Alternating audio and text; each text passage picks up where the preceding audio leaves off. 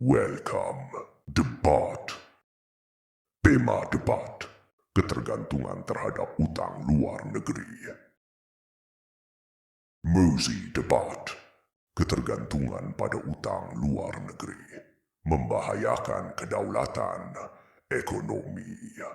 Utang luar negeri Indonesia pada akhir tahun 2024 dah mencapai 67,4,3 triliun atau setara dengan 3,4% dari GDP. Meskipun keberadaan utang luar negeri penting untuk mendorong perekonomian dan pertumbuhan ekonomi, namun kebijakan fiskal Indonesia dianggap terlalu bergantung kepada utang luar negeri dan juga membahayakan kedaulatan dan ekonomi nasional.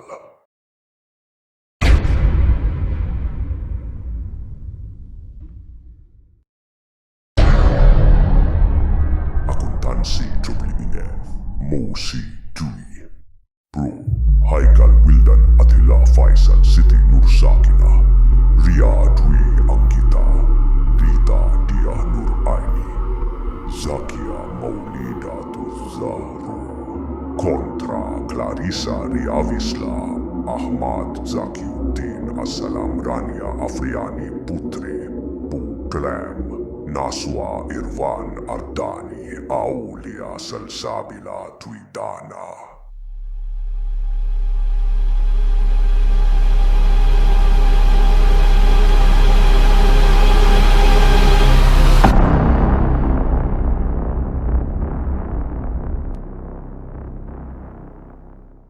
Assalamualaikum warahmatullahi wabarakatuh. Waalaikumsalam warahmatullahi wabarakatuh. Salam, Om Swastiastu, Namo Buddhaya, salam kebajikan, salam sejahtera, dan selamat siang untuk hadirin sekalian.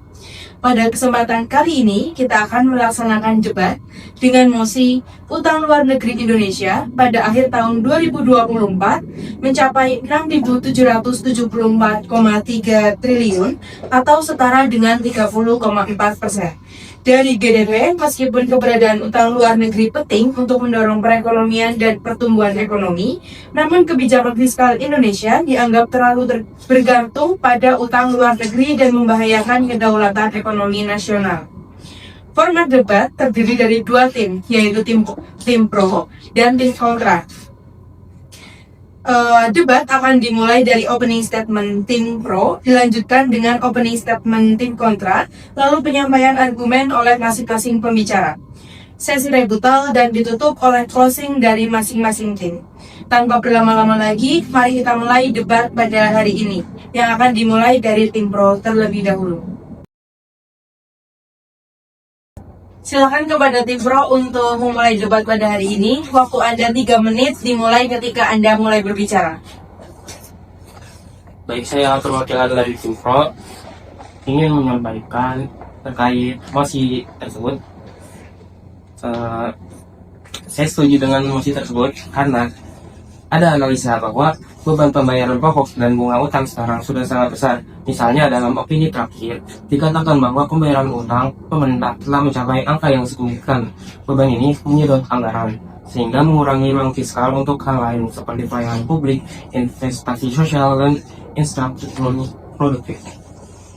Dengan begitu, jika pendapatan negara dari pajak, ekspor, dan lain-lain tidak tumbuh sesuai harapan, maka ketergantungan pada utang bisa membuat negara rentan terhadap defisit fiskal, bahkan krisis pembayaran.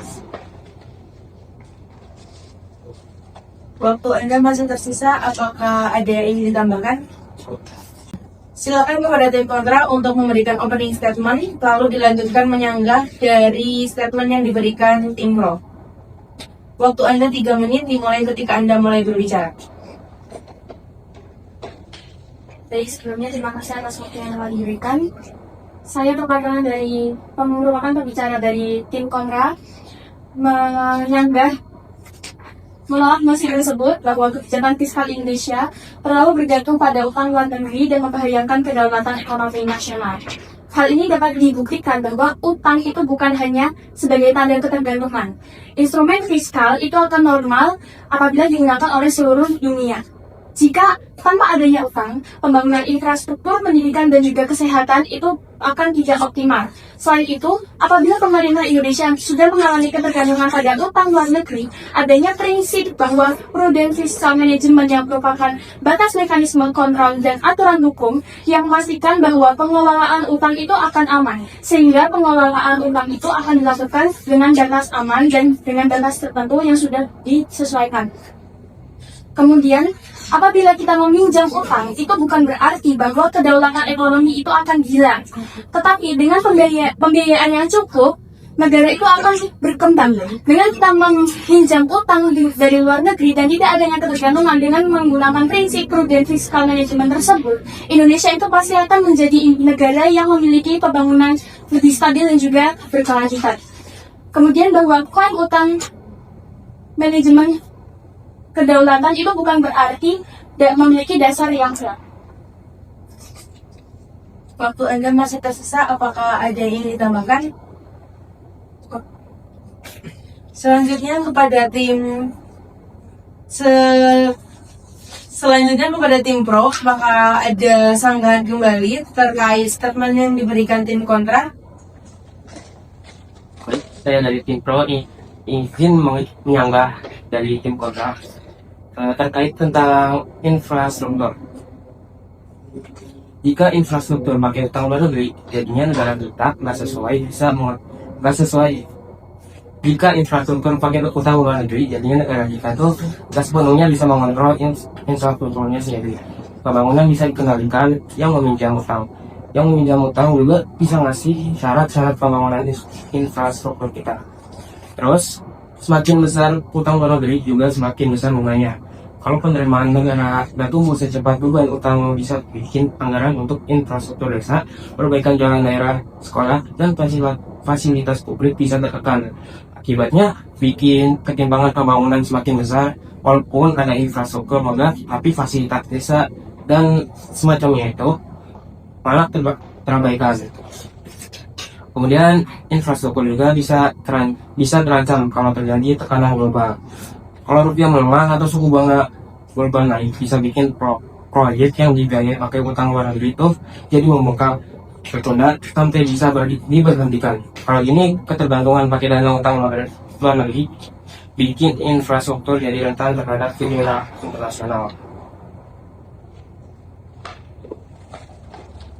Apakah dari tim kontra ada sanggahan terkait yang diberikan tim pro? Baik, terima kasih atas penyanggahannya. Saya akan menyanggah terkait dengan argumen tersebut, bahwa infrastruktur itu bukan berarti kita meminjam utang luar negeri secara ketergantungan, tetapi adanya prinsip, saya ulangi lagi, adanya prinsip prudent fiscal management yang merupakan pengelolaan utang dari luar negeri sehingga dana atau ekonomi yang ada di Indonesia itu akan semakin terkontrol.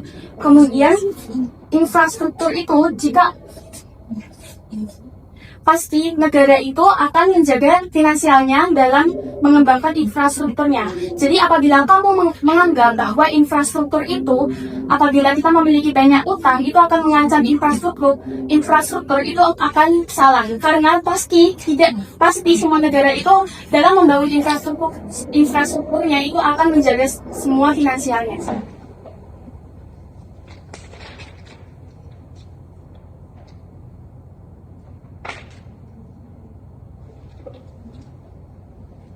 Kepada tim pro, apakah ada sanggahan kembali terkait statement yang diberikan tim kontra?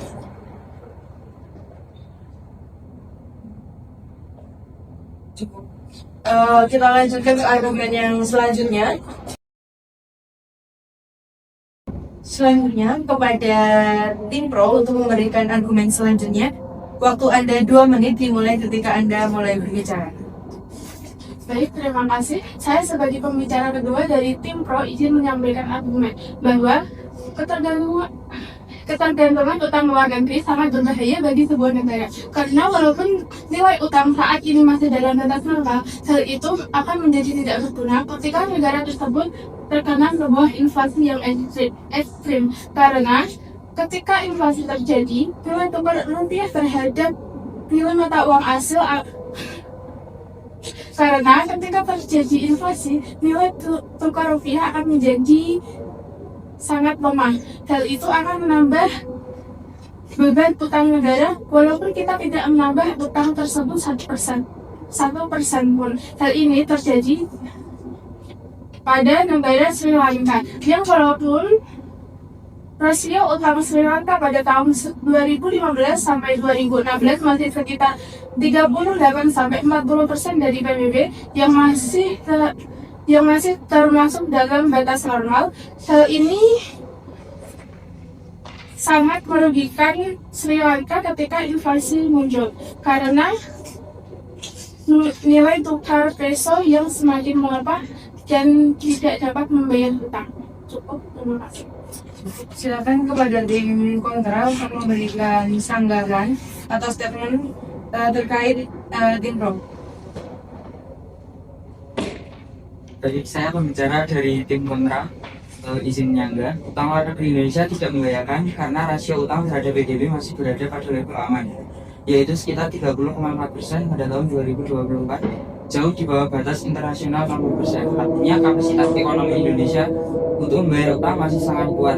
Nominal utangnya memang besar, tetapi dalam ekonomi modern yang menentukan adalah rasio dan kemampuan bayar negara, bukan angka nominalnya. Dengan rasio yang rendah, kondisi fiskal Indonesia masih stabil dan terkendali. Struktur utangnya pun sehat, mayoritas bersifat jangka panjang, sehingga tidak menimbulkan tekanan pembayaran dalam waktu dekat. Selain itu, jika tidak berutang, maka negara akan mencetak mata uang terus-menerus. Seperti yang kita ketahui di Zimbabwe, dia mencetak mata uang terus-menerus, walaupun mata uangnya banyak, akan tapi harganya lemah. Mencetak uang bukanlah solusi. Tanpa diiringi dengan produksi akan menyebabkan inflasi tinggi karena jumlah uang beredar melonjak sementara barang dan jasa tidak bertambah. Dalam skenario ekstrim ini bisa memicu hiperinflasi yang menghancurkan nilai uang dan stabilitas ekonomi. Maka berutang jauh lebih aman dibanding mencetak uang sembarangan. Dalam menghadapi inflasi utang, Indonesia memiliki beberapa strategi. Seperti pemerintah menyimpan cadangan devisa dalam bentuk emas, di mana emas bisa mempertahankan nilai ekonomi. Ketika inflasi, maka harga emas juga akan naik.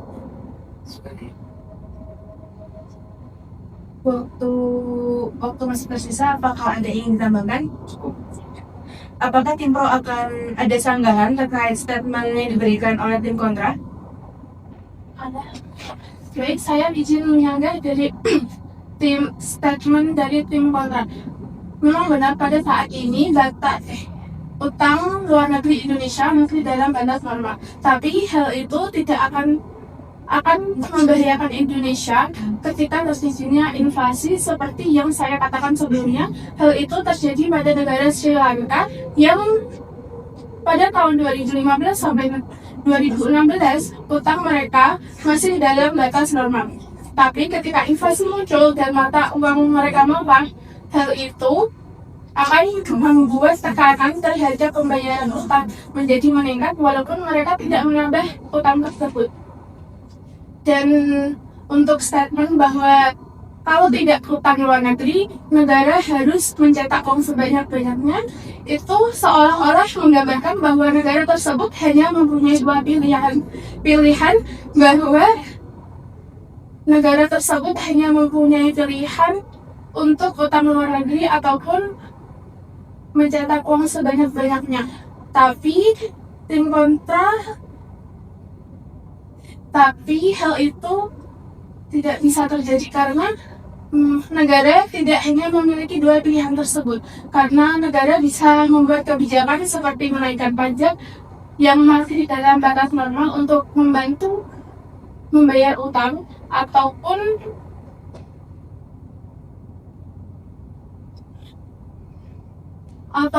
mengalihkan anggaran dari yang tidak terlalu penting untuk anggaran yang penting terlebih dahulu, seperti pembelian smart TV untuk sekolah-sekolah yang saat ini tidak terlalu penting bisa dibuat untuk membayar utang terlebih dahulu. Terima kasih. Apakah tim kontra ada sanggahan terkait statement yang diberikan tim pro? Izin menyangga, kekhawatiran bahwa inflasi akan membuat utang Indonesia berbahaya sebenarnya tidak berdasar Karena negara memiliki cadangan emas dan devisa yang secara langsung memperkuat posisi fiskal ketika harga-harga naik. Emas adalah aset pelindung nilai yang nilainya justru meningkat saat inflasi tinggi. Sehingga ketika tekanan ekonomi muncul, pemerintah justru memegang aset yang semakin mahal dan semakin bernilai untuk menopang pembayaran utang. Ini berarti kemampuan Indonesia untuk menjaga stabilitas fiskal tidak hanya bergantung pada APBN atau rasio utang yang saat ini sudah sangat aman, tapi juga pada kekuatan aset negara yang diversifikasi. Dengan adanya tabungan emas yang dapat dicairkan kapan saja dan tidak tergerus inflasi, negara memiliki buffer yang membuat risiko gagal bayar semakin kecil. Karena itu, inflasi bukan faktor yang otomatis memperburuk utang, justru memperkuat posisi Indonesia karena nilai emas naik sementara beban utang tetap terkendali. Indonesia juga tercatat masuk ke jajaran negara dengan cadangan emas terbesar di dunia, sehingga tidak ada alasan untuk menyimpulkan bahwa keberadaan utang luar negeri otomatis memicu inflasi. Dengan posisi cadangan emas yang kuat, stabilitas moneter di Indonesia justru semakin memiliki bantalan yang jauh lebih terjaga. Inflasi tidak ditentukan semata-mata oleh besarnya utang, melainkan oleh pengelolaan fiskal, kebijakan moneter, dan kemampuan negara menjaga kepercayaan pasar. Selama instrumen cadangan negara termasuk emas tetap kokoh, maka tekanan inflasi akibat utang luar negeri dapat diredam dan tidak menjadi ancaman bagi perekonomian. Apakah ada saran terkait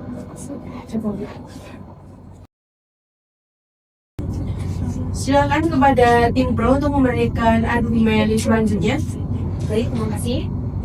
Saya sebagai pembicara ketiga dari tim pro izin untuk menyampaikan argumen bahwa berdasarkan data cadangan devisa Indonesia pada Agustus 2025 turun sekitar 1,3 miliar US dollar atau setara dengan kurang lebih 21,3 triliun dibandingkan bulan sebelumnya. Penurunan ini disebabkan oleh dua faktor utama, yaitu pembayaran utang luar negeri dan intervensi valuta asing oleh Bank Indonesia untuk menjaga stabilitas nilai tukar rupiah. Kami tim pro melihat bahwa pelemahan uang melemah, utang luar negeri yang harus dibayar dalam dolar jadi lebih mahal. Artinya, pemerintah harus mengeluarkan lebih banyak uang hanya untuk membayar utang. Karena itu, pemerintah dan Bank Indonesia terpaksa memakai cadangan devisa untuk menutupi pembayaran utang luar negeri dan menahan pelemahan kurs. Masalahnya, cadangan devisa ini ibarat tabungan negara untuk keadaan darurat. Ketika tabungan ini terus berkurang, investor mulai khawatir. Mereka melihat negara menjadi lebih lemah dan lebih rentan kalau ada masalah global. Akibatnya, sebagai investor menarik dananya dan pasar jadi makin tidak stabil. Jadi, pelemahan mata uang bukan hanya angka yang turun di layar berita. Ini benar-benar memicu masalah seperti utang makin berat, cadangan devisa terpakai, kepercayaan investor turun, dan tekanan terhadap ekonomi makin berat. Inilah alasan kami tim pro mengatakan bahwa pelemahan mata uang membawa risiko nyata bagi stabilitas ekonomi dan juga bagi kepercayaan investor. Terima kasih. Silakan kepada tim kontra untuk menyanggah statement yang diberikan tim pro. Baik, saya dari tim kontra ingin meluruskan kekhawatiran pihak pro yang mengatakan bahwa melemahnya mata uang dan penggunaan cadangan devisa untuk membayar utang akan membuat investor kehilangan kepercayaan. Pernyataan tersebut memang terdengar logis, jelas, tapi tidak menggambarkan cara kerja ekonomi modern. Karena menurut data dari Bank Indonesia pada Juni 2025 menunjukkan cadangan devisa kita masih sekitar 152 miliar dolar, cukup untuk lebih dari 6 bulan impor dan pembayaran utang. Dan itu jumlahnya masih di atas standar aman internasional. Lalu, investor itu pada dasarnya menilai kemampuan bayar dan konsistensi kebijakan selama utang dikelola secara prudent. Justru kepercayaan investor itu tetap terjaga karena negara dianggap memiliki instrumen stabilisasi yang memadai. Tanpa utang, cadangan devisa kita akan sangat bergantung pada ekspor dan pariwisata yang bersifat fluktuatif. Karena ketika di pariwisata itu bisa terjadi pandemi yang dimana itu bisa menghambat devisa, lalu sehingga dia lebih rentan terhadap guncangan. Lalu ketika tim pro mengatakan bahwa rupiah melemah itu investor bisa pergi, itu salah sebenarnya, karena mereka lupa bahwa berhenti berutang itu secara tiba-tiba adalah sinyal negatif bagi pasar. Negara bisa dianggap tidak punya strategi pembiayaan jangka panjang, dan itu sebenarnya berpotensi menekan nilai tukar serta menurunkan kepercayaan investor. Lalu tim pro juga tidak menyebut bahwa utang luar negeri itu justru melindungi cadangan devisa, bukan mengurasnya. Dan yang berbahaya itu sebenarnya bukan penggunaan devisa untuk membayar utang, tetapi menghentikan utang tanpa strategi yang jelas. Tim kontra menawarkan pandangan yang lebih realistis. Karena jika utang dikelola terkelola secara baik, justru itu menjaga kestabilitasan ekonomi. Cukup. Silakan dari tim pro, apakah ada sanggahan terkait statement yang diberikan tim kontra? Baik, saya izin menyanggah dari tim kontra bahwa tim pro itu tidak menolak utang. Yang kami tolak adalah pada ketergantungannya yang berlebihan pada utang luar negeri di saat mata uang kita yang lemah. Itu yang memaksa negara memakai cadangan devisa dan membuat investor kehilangan kepercayaan. Jadi yang berbahaya bukan mengurangi utang, tetapi justru terus memaksa utang dalam kondisi ekonomi yang baru. Terima kasih. Kepada tim kontra, apakah ada sanggahan terkait statement yang diberikan tim pro?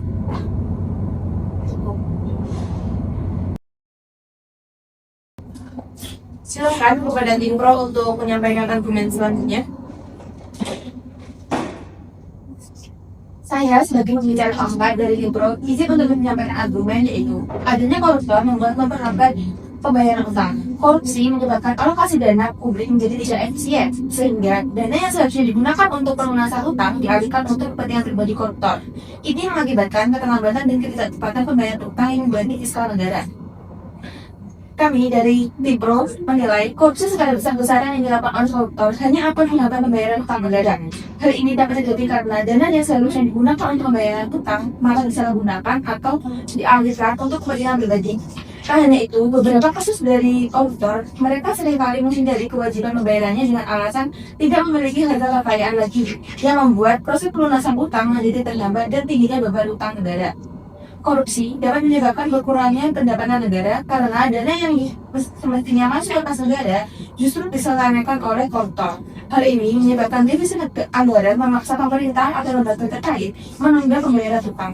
Selain itu, koruptor juga cenderung menghindari penggunaan sistem perbankan resmi untuk menyembunyikan aliran dana dan menghindari pelacakan, sehingga dana yang biasa dipakai untuk pembayaran utang tidak masuk ke sistem resmi dan pembayaran menjadi terhambat.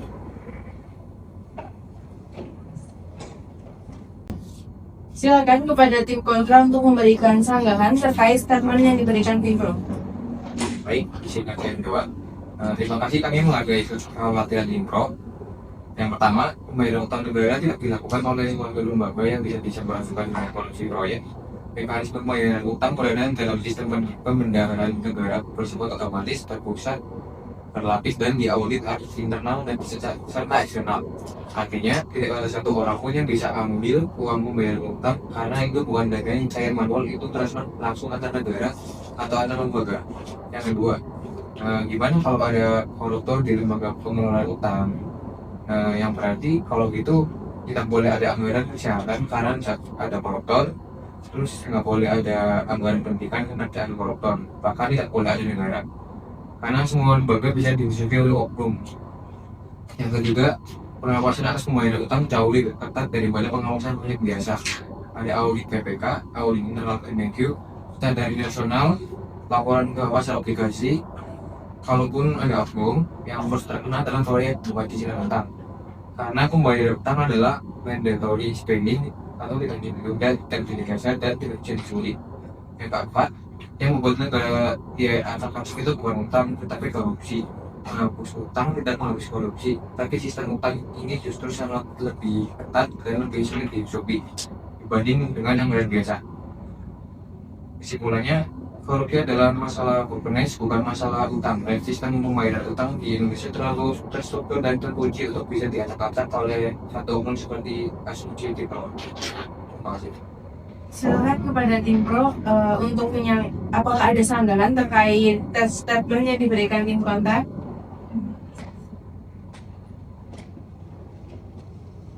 Isi penyanggah saat jawaban dari tim kontra bahwa korupsi dan utang publik adalah faktor penting yang memperlambat pembayaran utang dan menambah beban utang publik negara. Korupsi menyebabkan pendanaan negara yang seharusnya dialokasikan untuk pelunasan utang, sehingga mengurangi kemampuan fiskal pemerintah untuk memenuhi kewajiban pembayaran yang tepat waktu. Selain itu, korupsi mengurangi penerimaan negara dan meningkatkan defisit anggaran yang pada akhirnya memaksa pemerintah untuk terus menambah utang. Dengan demikian, korupsi tidak hanya memperlambat pembayaran utang, tetapi juga berkontribusi pada pembengkakan utang publik dan menurunkan efektivitas pengelolaan keuangan negara. Oleh karena itu, pemberantasan korupsi orang koruptor menjadi kunci penting dalam pengelolaan utang publik secara berkelanjutan dan menjaga stabilitas perekonomian. Terima kasih. Dari tim kontra apakah ada sanggahan?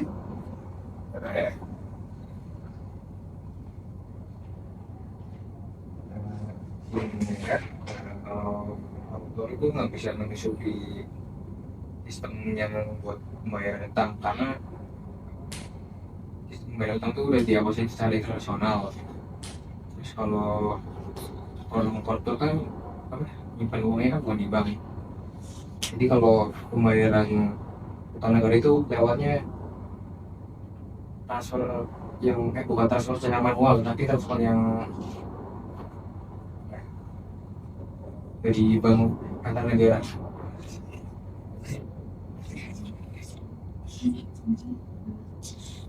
Kepada tim pro, apakah ada sanggahan terkait statement yang diberikan tim kontra?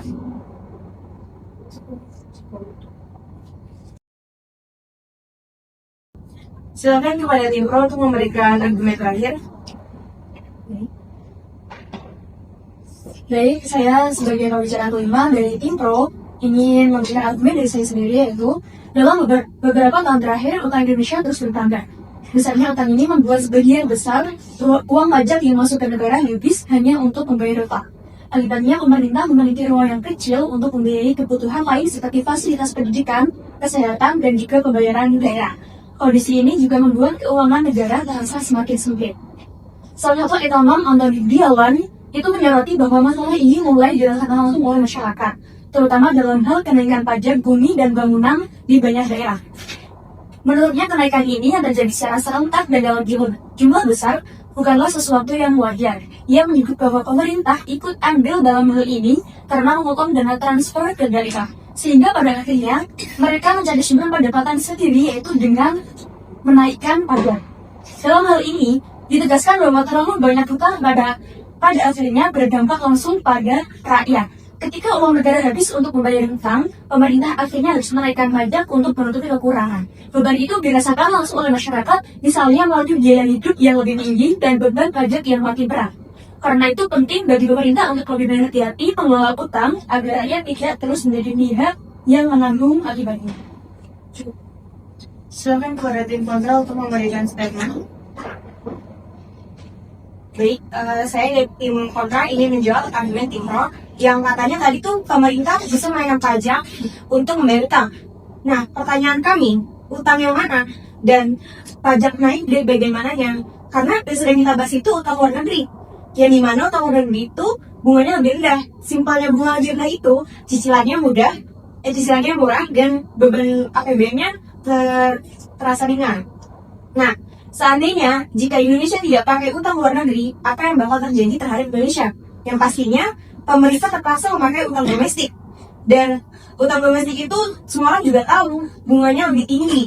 Yang simpelnya cicilan besar dan APBN-nya bakal tertekan atau pusing. Dan dari situlah bisa bakal muncul yang namanya pajak naik. Artinya skenario pajak naik itu tidak bisa disebabkan oleh utang luar negeri, melainkan jika Indonesia memakai utang domestik. Simpelnya dan kesimpulan terakhir, utang luar negeri bukan musuh, justru temeng agar rakyat tidak menanggung beban pajak kembali. Jadi, kalau pro mau bicara soal pajak, pastikan kalian paham angka dasarnya. Terima kasih. Pada tim pro, apakah ada sanggahan terkait statement yang diberikan tim kontra? Oke, saya akan menyanggah statement dari tim kontra.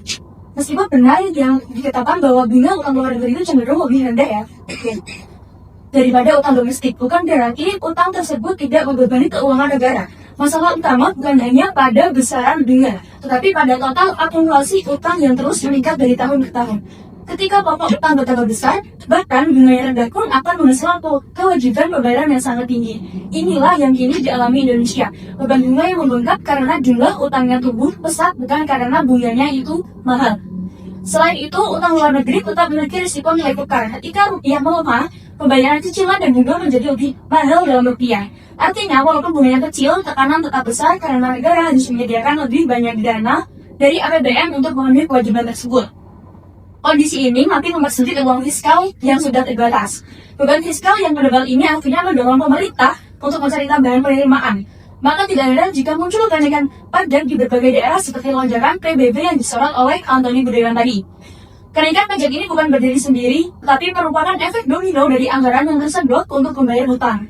Singkatnya, utang yang besar tetap menekan APBN dan efek akhirnya dirasakan masyarakat, meskipun bunganya rendah. Selain itu, mengandalkan bunga rendah sebagai alasan apa untuk berutang juga tidak realistis.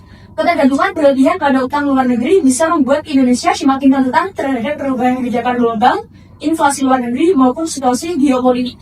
Jika kondisi global berubah, bunga bisa naik, kurs bisa melemah dan beban utang otomatis meningkat drastis. Pada akhirnya, rakyat kembali harus menanggung konsekuensinya.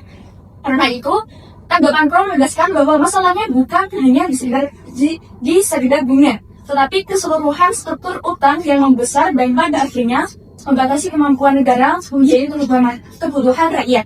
Beban utang yang menumpuk membuat pemerintah punya semakin sedikit pilihan selain menaikkan pajak. Dengan demikian, kritik bahwa utang berlebihan pada akhirnya membebani masyarakat tetap relevan dan masuk akal, meskipun ada argumen bahwa bunganya itu lebih rendah. Silakan kepada tim kontra untuk menjelaskan yang diberikan di Bro. Jadi izin menyanggah. Tadi bahkan pertanyaan dari kami itu belum dijawab ya, utang yang bagian mana dan pajak naik dari bagian mana. Selanjutnya utang luar negeri itu alat untuk menghindari kenaikan pajak, bukan yang seperti argumen kalau dia katakan malah mendorong membuat pajak naik. Dan juga seolah-olah kalian itu seperti apa ya?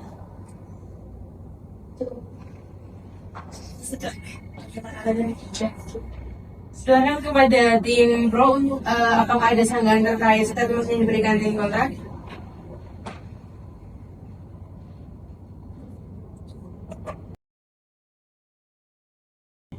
Oke, terima kasih kepada tim Pro dan tim kontra untuk statement yang diberikan dan sanggahan yang diberikan. Setelah mendengarkan pemaparan dari kedua tim, dapat disimpulkan bahwa tim Pro menekankan bahwa ketergantungan pada utang luar negeri berpotensi melemahkan kedaulatan negara. Mereka menyoroti pentingnya kemandirian, pembiayaan, dan optimalisasi sumber daya. Sedangkan pada sisi tim kontra, berpendapat bahwa utang luar negeri tidak selalu membahayakan kedaulatan, selama dikelola dengan transparan, rasional, dan digunakan untuk pembangunan yang produktif. Secara umum, kedua tim sepakat bahwa pengelolaan utang adalah faktor penentu utama, tetapi bagaimana negara memastikan pemanfaatan utang berjalan efektif, akuntabel, dan tidak menimbulkan ketergantungan berlebihan. Untuk menutup sesi debat pada hari ini, silakan kepada tim Pro dan tim kontra untuk memberikan closing statement. Dimulai dari tim Pro terlebih dahulu, kami persilakan. Baik, saya dari pembicara tim Pro akan menyampaikan closing statement. Rekan-rekan sekalian, pada akhir sesi ini kami kembali menegaskan bahwa ketergantungan Indonesia terhadap utang luar negeri telah mencapai tingkat yang mengkhawatirkan. Bahkan jika rasio terhadap PDB masih dianggap aman secara teknis, masalah utamanya bukan hanya di sekedar angka, tapi pola ketergantungan struktural yang terus berulang dan berpotensi melemahkan kedaulatan fiskal bangsa. Oleh karena itu, kami menegaskan kembali bahwa mosi ini layak diterima demi mendorong arah kebijakan fiskal Indonesia yang lebih mandiri, sehat, dan berdaulat. Cukup, teman. Silakan kepada tim kontra untuk memberikan closing statement. Baik, kata-kata tim Pro dan tim kontra, sebagai penutup dari tim kontra, kami ingin menegaskan bahwa utang luar negeri bukanlah ancaman jika dikelola secara sehat dan digunakan secara produktif. Justru tanpa pembiayaan yang memadai, pembangunan akan melambat, daya saing akan menurun, dan Indonesia akan tertinggal dari negara-negara lain. Kedaulatan ekonomi tidak terancam hanya karena tidak meminjam. Kedaulatan justru terancam jika kita tidak punya kemampuan finansial untuk membangun. Dan realitasnya, pendapatan negara tidak cukup untuk memenuhi seluruh kebutuhan pembangunan jangka panjang. Artinya, utang adalah bagian dari strategi, bukan tanda kelemahan. Dengan data yang jelas, argumen ekonomi yang kuat, dan penilaian objektif terhadap risiko, kami dengan tegas menyimpulkan bahwa mosi ini tidak tepat. Kebijakan fiskal Indonesia tidak terlalu bergantung pada utang luar negeri dan tidak membahayakan kedaulatan ekonomi nasional. Terima kasih. Oke, terima kasih tim Pro dan tim kontra untuk penyampaian closing statement yang diberikan. Debat hari ini kami tutup. Semoga diskusi ini memberikan wawasan baru tentang ketergantungan utang luar negeri yang membahayakan kedaulatan ekonomi. Terima kasih atas perhatian kepada seluruh peserta. Kami tutup. Sekian. Wassalamualaikum warahmatullahi wabarakatuh. Waalaikumsalam warahmatullahi wabarakatuh.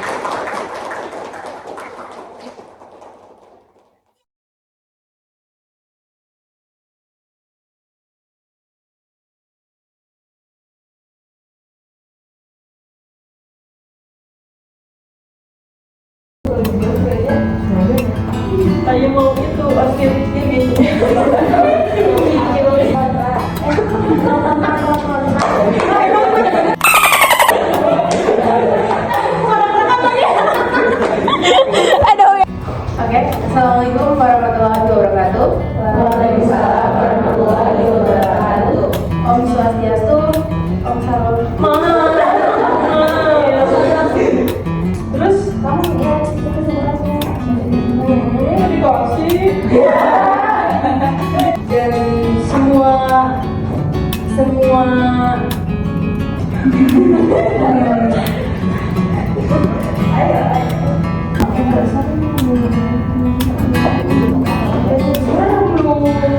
banyak sanggahan, banyak statement, tapi nggak tahu.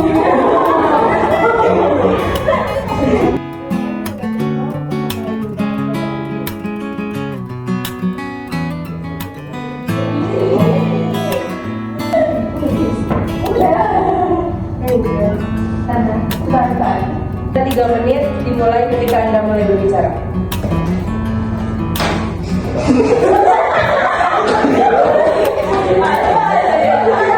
Masuk kelas itu gimana sih? Ya kan, maksudnya kan kalian ya kan?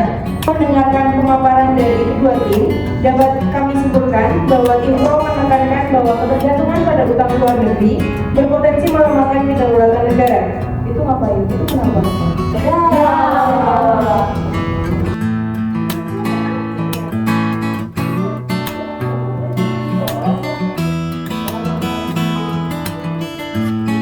Sabar sih.